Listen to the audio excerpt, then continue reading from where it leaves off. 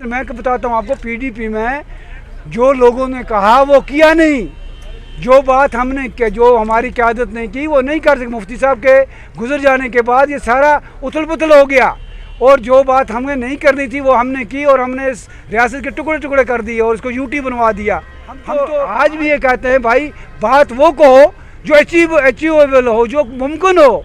हम तो वो बात कहेंगे जो हमने मरकज़ार बरवा दिए, कितने और बरवाएंगे हम। मतलब मुफ्ती साहब के बाद पीडीपी में कोई वो गवर्नेंस नहीं रही गवर्नेंस में नहीं रही। अब उसको मैं आप ज़्यादा देखिए, हम हमारे कायद ने जनाब सईद अल्ताफ़ बुखारी साहब ने पहले ही स्टेटमेंट दिया है, मैं भी उस स्टेटमेंट को दोहराता हूँ। हम चाहते हैं कि इलेक्शन जल्दी हो, और इस डिलिमिटेशन की जहाँ तक ताल्लुक़ है, मुझे अफसोस है इस बात का कि जो डिलिमिटेशन में जो लोग मेंबर थे वो उन्होंने बाइकाट किया।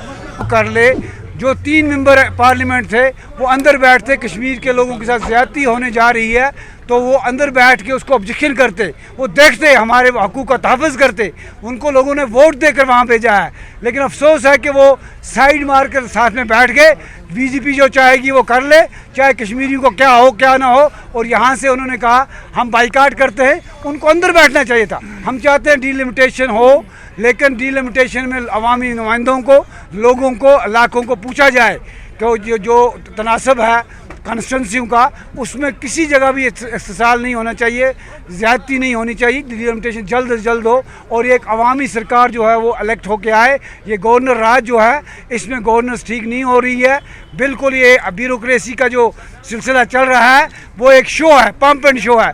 प्रैक्टिकली हम कुछ नहीं देख रहे हैं ज़मीन पर, मामूली से मामूली चीज़ जो है वो नहीं हो रही है। हम चाहते हैं कि अवामी सरकार आए, लोग जिनको वोट दे दे वो इलेक्ट होके आए और एक सरकार बने। सर, आपकी पार्टी का स्टैंड ऑलरेडी, ये बात ये है कि ये कोई शक नहीं है, मैं तो इस बात से इनकार नहीं कर रहा हूँ कि मैं पीडीपी में नहीं था। मैं ये कहता हूँ कि हमने ये सोचा, ये समझा और ये देखा कि जज्बाती नारों से, झूठे नारों से हमारी कौम तबाह हो गई, हमें यूटी 2 यूटी बन गई।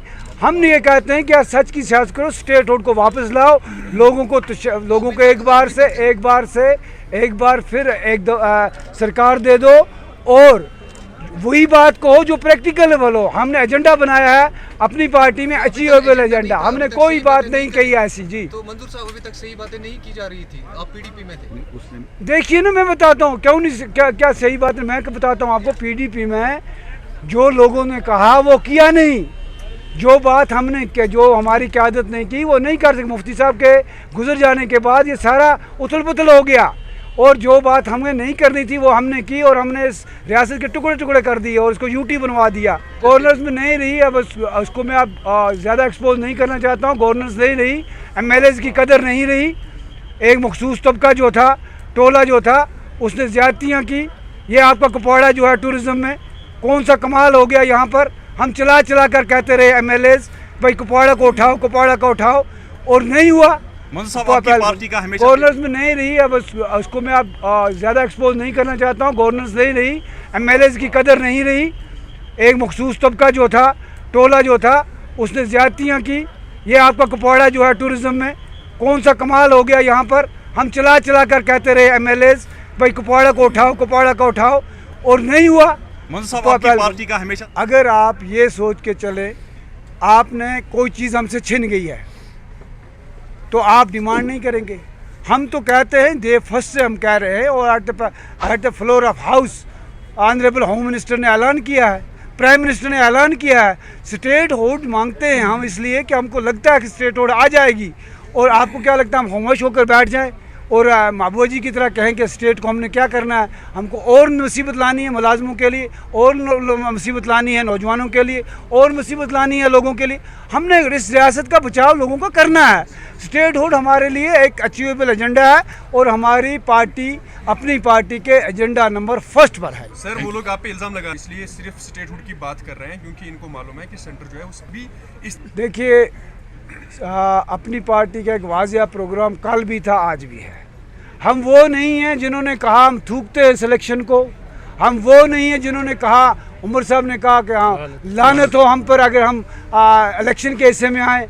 हम कहते हैं कि भाई आप पीएचडी वाले बनाकर आप आ गए कि हम ला रहे हैं 370 भी ला रहे हैं, 35 भी ला रहे हैं, PAGD का हशर क्या हुआ तो आपने देख लिया। और साथ में मुझे बताइए कौन सा रोड मैप आज तक PAGD ने बताया कि जिसके लिए वो 370 वापस लाएंगे। हमने डे फर्स्ट से कहा है, सुप्रीम कोर्ट हमारा भी पिटिशनर बैठा है आज parliament of India, nothing is going to happen. ये सफाई से बात कह दूं मैं आपको। हम क्यों इस नौजवान को धोखे में रखेंगे? 370 वापस आ रहा है, क्यों धोखे में रखेंगे? 35 वापस आ रहा है।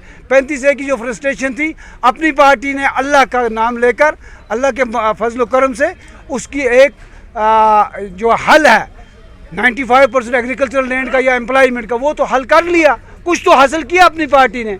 बाकी ये है कि स्टेटहुड के लिए हम कल भी लड़ते थे, आज भी। रविंद्र रैना साहब क्या कहते हैं क्या नहीं कहते हैं, हम उनके मातहत नहीं हैं, ना हम उनकी PTM में जैसे लोग कह रहे हैं। वो होता तो ये इलेक्शन हमने कोलिशन में लड़ा होता, वो होते तो सारे डिस्ट्रिक्ट जो हमने तो ये भी नहीं चाहा, हमने इन लीडरों को हमने छुड़ा कर लाया। और अगर हमें ये वो पुरानी वाली सियासत करनी होती तो हम इनको वहाँ ही बंद रहते और हम यहाँ सारे DDCs ले लेते। हम ये भी चाहते हैं, DDCs बन गए हैं, इसमें कोई शक नहीं है। हम चाहेंगे, और उनके लिए भी मेरी मैसेज है कि वो सियासी मामला से बालातर होकर, चाहे हमारा हो चाहे DDC किसी और का हो, आम लोगों की खिदमत करें और आम लोगों की तामीर तरक्की में अपना हिस्सा लें।